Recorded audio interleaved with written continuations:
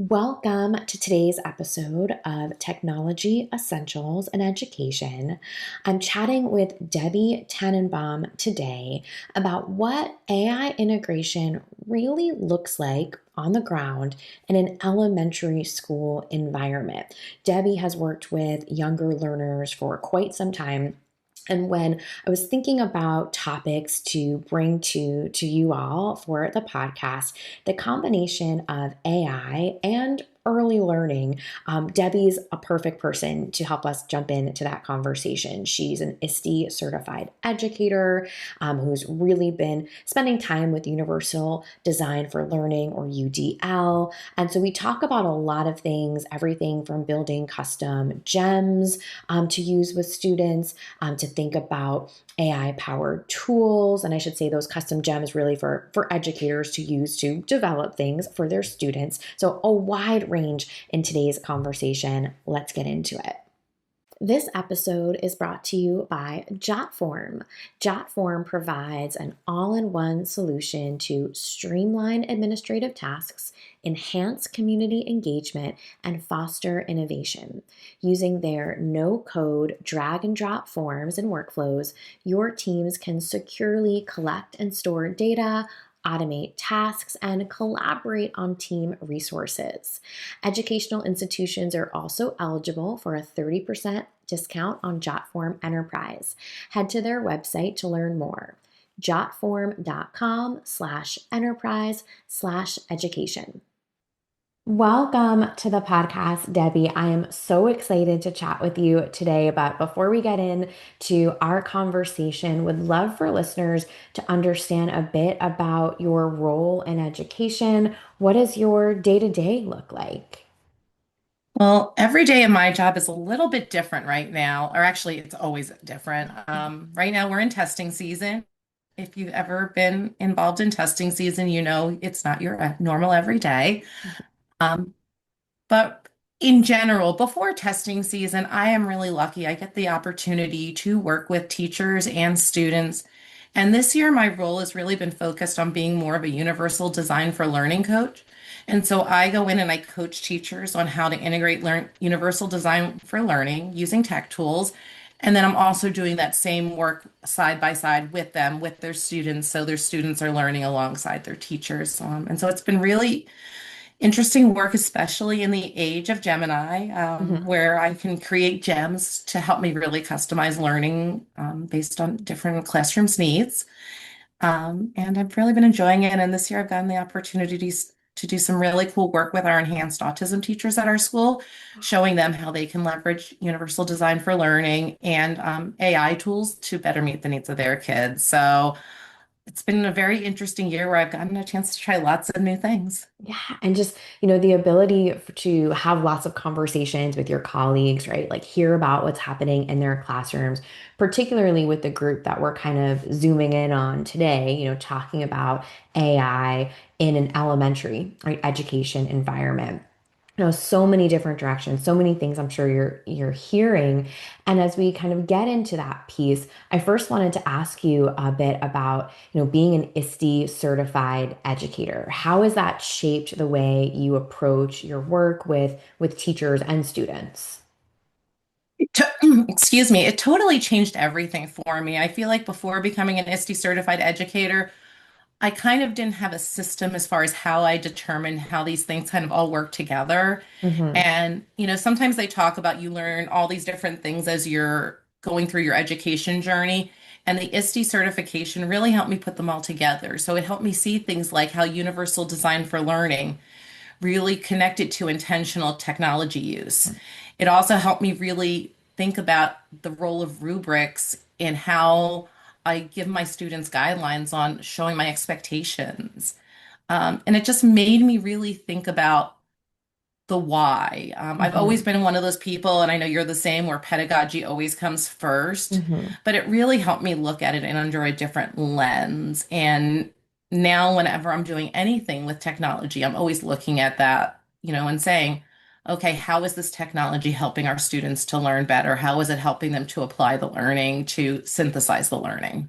Yeah, and having a framework for that, through the program, right? Having the vocabulary to bring that Yeah, to all the educators that you work with, in your school community and beyond, because I know that you present and write and share, on topics related to what we're talking to today, I'm yeah, sure really helps facilitate those conversations and help come back to, like you alluded to, what's, really important with making sure that learning is front and center and the technology piece is, a layer that is doing something, right? That has some sort of, intentional use, when we're yeah, picking and choosing. And, there's plenty of things that are bright and shiny and exciting that might pull us towards a booth on a conference floor, or something is yeah, how I think about absolutely. it, right? Um, but AI, can fall in that category and outside of that category, towards a more intentional use. It's a really hot topic in education right now.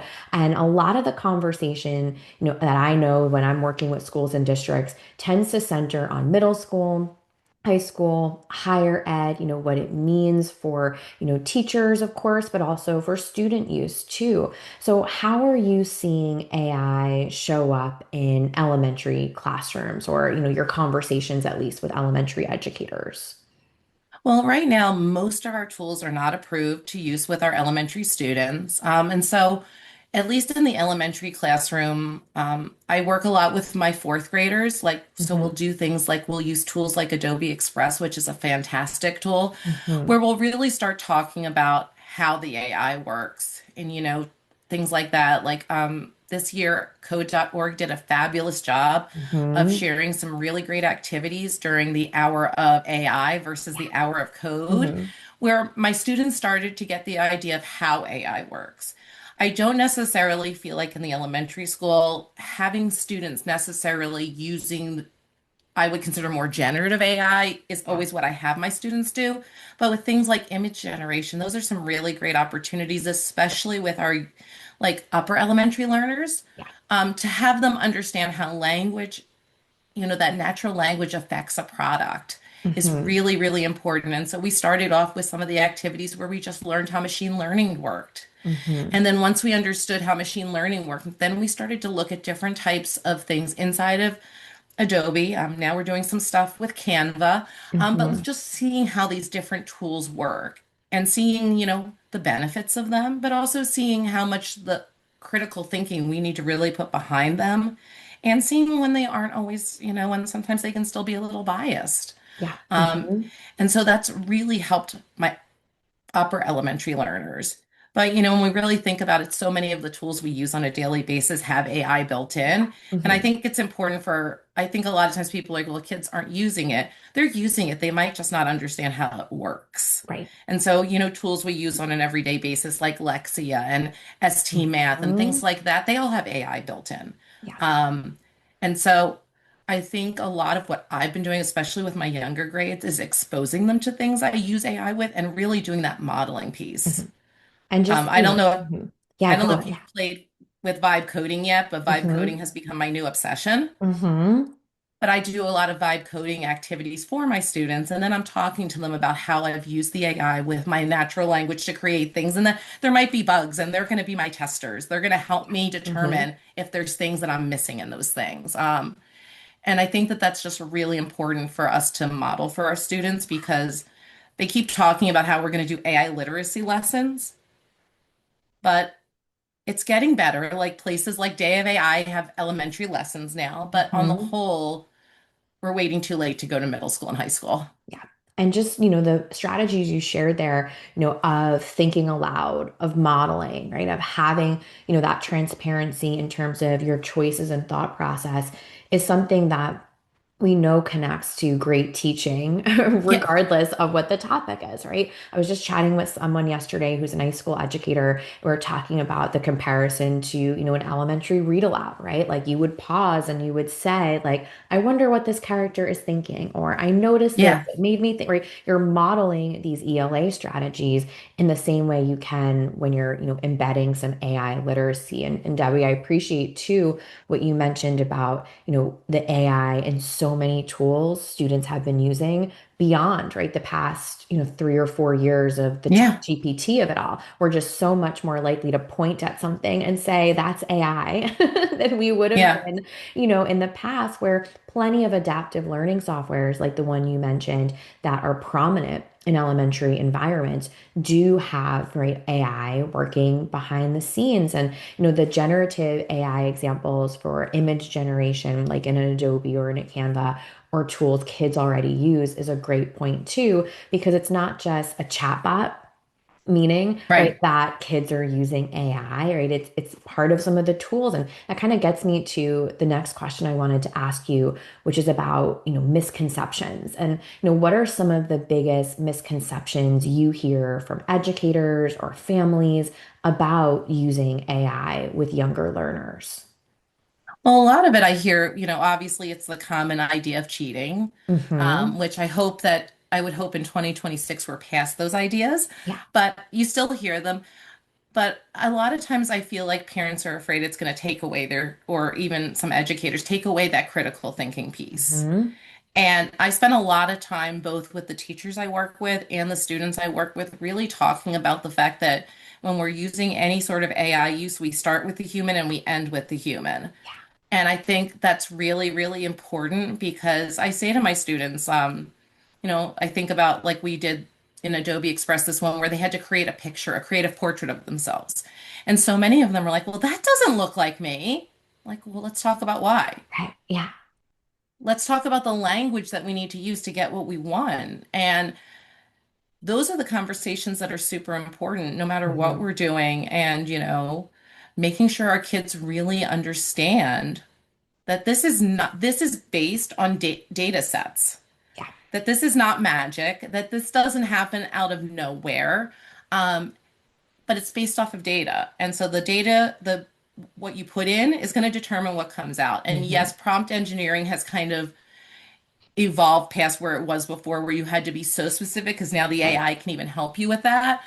But really having conversations, especially with my kids in the upper elementary about that, but also with my students, even in first grade, I've used the Gemini storybooks a lot with them. Yeah. And I Mm-hmm. bring that into because it's been a great way to scaffold learning. We're a science of reading school, and a lot Mm-hmm. of the materials we use are don't give our kids access to start. Yeah. And so using supplemental materials like that to do that is really important. And I'm going to say, it says I wrote this. Let's talk about that for a minute. I provided language that helped Mhm. write this, but I didn't write this. Yeah. Just like if somebody's mowing the lawn, if they're using a riding mower versus using a push mower, there's a different amount of Yeah. effort in there. And I think giving kids really concrete examples of how it relates to everyday life really helps Hmm. them. Yeah. It's still accomplishing the task, but the amount I'm putting in there and when you're doing that driving mower, you're directing it in a different way than you're directing that push mower. So, you know, Yeah. those those ideas really help our kids and I want them to understand like I never, I say to them, this is how I made this. This is something that adults can do. And I'm hoping at some point we'll have some guided ways of doing that. I know that there are like some people I know who are starting to use, different ways of collecting data from their kids so that they can do things on their behalf. Hmm. I haven't had a chance to really explore that yet, but I want my students to understand that. But I also want my teachers to understand. You asked about teacher reactions. I did all this work this year with EAC and AI, and a lot of my teachers were scared. They didn't realize Yeah. how they could use these things to really meet their needs of their students. And it can be teacher facing resources sometimes it's student facing resources, but being an educator's never been harder. So whatever we can do to do our jobs better, then we can save that real high energy for those interactions and that personal touch with our students. It's really essential because I don't want to lose any more educators because they're tired. Yeah. A quick note from the presenter of today's episode, Jotform. Jotform lets you build a form in minutes. Student survey forms, homework submission forms, online quizzes, and so much more. You can start from scratch, or if you want to get a head start, check out their collection of free form templates designed with teachers, schools, and districts in mind. Learn more about Jotform and how educational institutions can get 30% discount on Jotform Enterprise. Head to their website to learn more. Jotform.com/enterprise/education. And just like, yeah, that, reallocation of our time, our energy. Sometimes I call it like our brain capital, right? Like we only Oh have so yeah. much of this, and if we're putting it all towards a task that we could outsource, right? Or if there's different ways to allocate our time, right? It's worth taking a look at that. And the lawnmower example, right, you gave is a great one too for students to visualize the different ways we interact with machines, right? Sometimes they're right in Yeah. front of us. Or pushing or writing them, or sometimes they're working behind the scenes. And that Yeah. storybook gem from Gemini is one of my favorites to show Yeah. educators because it can create some great, high interest text, some nice visuals, but it also, as you alluded to, is great for sparking conversations about how did it know to do this? What assumptions did, this Yeah. tool make, right? Why did it choose this type of person for the images when I didn't specify, right? Why was this the Yeah. default, right? And so I think it's a really great one for having those conversations with students and teachers. And when you're coaching elementary teachers who are curious about AI, but understandably, feel a little hesitant, where do you usually start those conversations or start that work with them? Well, this year, one of the things like I've done, like I mentioned earlier, is that I've started creating gems for each of my classroom Mhm. teachers that I share with them. And I'm a gem, in case you're not familiar, is really a specified Gemini prompt where you put the information in ahead of time. And so sharing it with them, some of my teachers will actually engage in it, and others Mhm. don't, but then showing them how I'm using those things and I'm modeling those lessons for them is really essential. And we have we're 25% multilingual learners, 25% students with disabilities at my school. Something as simple as the sentence stem generation or including some of those multilingual strategies like GLAD strategies, showing them how they can leverage something like that. There's only so much intellectual brain capital you have. Yeah. Sometimes it's Mhm. hard to remember all of that. And also, I've been talking to my teachers about how they can use something like Gemini or a Gem to do like a universal design for learning audit to look at a lesson they Mhm. have already done. A lot of times we're like, we've made this lesson, it's ready. Yeah. Well, is it really meeting the needs of our kids? And sometimes something as simple as that can be really powerful. Some of my teachers aren't ready to start from scratch and use and really leverage it where it could be used, but they just want to use it to check their lessons and see Mhm. where their lessons are at, see how they can make their lessons just that little bit more customized to their learners' needs. And so that's been, a great way of doing that. I think it just depends. All of my teachers are at different places. Mhm. For some of my teachers, they're ready to jump in. I have one teacher who's vibe coding with me, and she's all in. Yeah. And then I have other teachers who are just like, I just need to watch what you're doing and see how you're doing it. I'm not quite ready to dip my toe in yet. Mhm. So, Right. And there's those different entry points for people. And, the audit example that you gave is a great one because there may be someone who says, this isn't for me, or like, I don't need to create anything new, or I don't know where to start. But, if they have great things, maybe it's the audit, maybe it's reflection, maybe it's right something where they're taking what they've created and now adding again this extra layer, right? This other experience for students, maybe shifting it so that it's more connected to the World Cup, right? Or whatever yeah, oh, the topic, absolutely. right, might be, right? I think that's a great entry point for someone who is not quite sure what this means for them, isn't making a connection to, their day to day. It can really help get those wheels spinning. So, you mentioned vibe coding, Debbie, you mentioned, gem creation. What are some of your favorite AI powered tools or even use cases that work well for elementary educators in their planning and, in their prep? I'm going to be perfectly honest. I am not a AI tool person. I Hmm. really, I'm having a lot of fun with Claude in my outside of school life. Yeah. But definitely a Gemini girl. Um, but the vibe coding has become a huge thing for me lately. I just really like how it can, a lot of our students are doing a lot of consumption, but when I Yeah. vibe code with something, I can create an experience where they're being critical thinkers and they're creating as part of an interactive activity. Mhm. And that's been really valuable. So many of the things that we have for our students are teacher talk, Yeah. and this enables it to be more student directed, student facing, where our students are getting to engage more. I find that our students spend a lot of time listening, and we need to get our students engaged more. And so sometimes it even means I'm creating something more like what I would consider like a FET type thing, where Hmm. they're using it as a manipulative, but they're still doing paper to record the results. It just depends. But that's been a really valuable thing, especially in as far as math goes. Yeah. A lot. I still do use a lot of other math tools, but being able to create my own math tool that meets the needs of where my students are at and offers them challenge and critical thinking has been really powerful. And with our enhanced autism classes, we've been able to create tools to help teachers not only help their students develop literacy skills, but also to monitor IEP goals, Yeah. which has been super powerful. Giving our teachers a prompt to start with, a prompt builder, and then saying to them, let's create this for our students based on your sensory and motor needs, Hmm. has been super powerful and something that I think, I'm just at the tip of the iceberg playing with. But like you mentioned before, the storybook to me is one of the easiest entry points, I think, of everything. And we've been using it for social stories. And like, I think about something like a social story. Our elementary educators, how many times as an elementary educator do you need a social story? And you're like, I don't even know where to start. Yeah, right. Like I feel like I can just I've been out of the classroom for a little bit now, but as a fifth grade teacher for almost 7 years, just being in the room with all the books, like looking for the perfect text, Yeah, looking for the exactly. perfect leveled resource or something that was going to be just right for one of my students who was excited about oceans, right? But maybe a little bit hesitant to jump into a new text.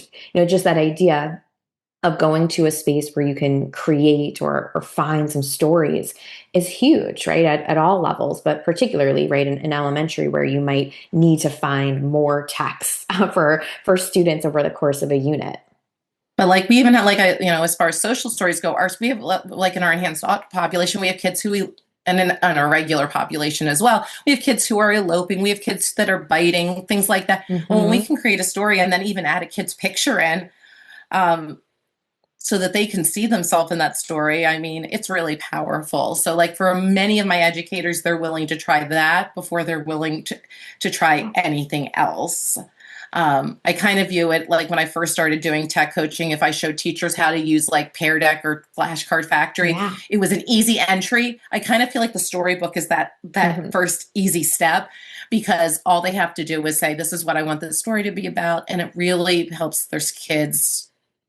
It's an easy entry point and it's a great discussion point, like you said. Yeah, and I think it really is a good way to, check a few boxes and give that scaffolded support, right? To really create something that they can bring right away, to their Yeah. group. So, Debbie, this was such a wonderful conversation full of practical tips and strategies for listeners. I know you are active on social, that you share in lots of spaces. Where can people connect with you? Where can they learn more about your work? Sure. So I have a website, tannenbaumtech.com, but I try to keep it as easy as possible, and it's Tannenbaum Tech everywhere. Um, I find that at least in 2026, I'm spending most of my time on Facebook, Instagram, and LinkedIn. Mhm. I still do have an X account, but I don't find I spend as much time there as I Mhm. used to. But those are great places to find out more. And I'm going to be pretty busy this summer. I'm really excited about getting to go to lots of different conferences and share the things that I'm really excited about. So, Amazing. Well, I know anyone who's listening who is curious about what's going on in elementary education, with a tech connection, should follow you and get plenty of ideas that they can bring into the upcoming school year. So, thank you so much, Debbie, for your time today. thank you so much for having me. It's always fun to get a chance to chat with you. Chatting with Debbie today was a lot of fun. So many great strategies and examples that she shared. Let's finish up with a few takeaways from the conversation. First, Model AI use for students by thinking aloud about your choices and showing how AI generated content was created. Use Gemini's storybook feature to create supplemental texts, social stories, and scaffolded reading materials. Try vibe coding to create interactive, student facing activities that promote critical thinking over consumption. And build custom Gemini Gems for classroom teachers to help them customize learning experiences for their students. Thanks again for joining this episode and tuning in to all of Debbie's great strategies and stories that she shared. A big thank you to Jotform, the presenter of today's episode. To learn more about Jotform and how educational institutions can get a 30% discount on Jotform Enterprise, head to jotform.com/enterprise/education.